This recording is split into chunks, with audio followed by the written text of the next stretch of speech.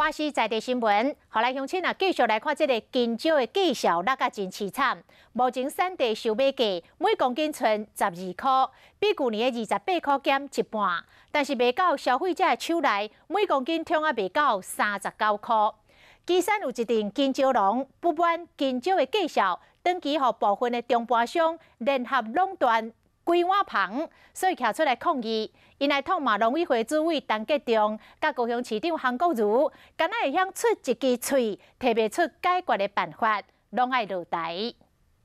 陈吉仲下台，韩国瑜下台。200位基层的蕉农伫抗议中盘商。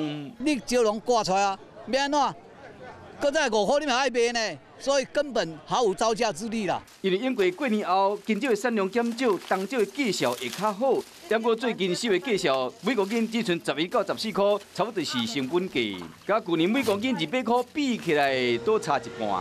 甲价销压到遐低，互这农民安尼才有法度生存。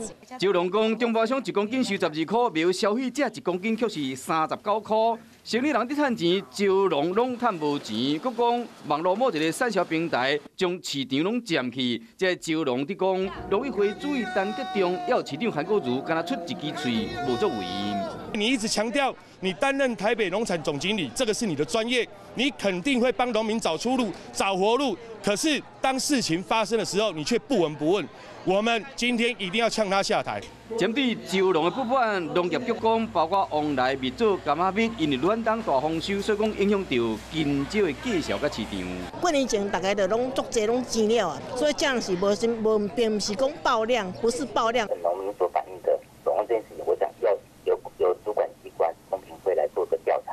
针对农民指控盘商咧控制价销，农业局表示讲已经询问到公平会调查，卖加强外销甲内销的力头，来解决蕉农的问题。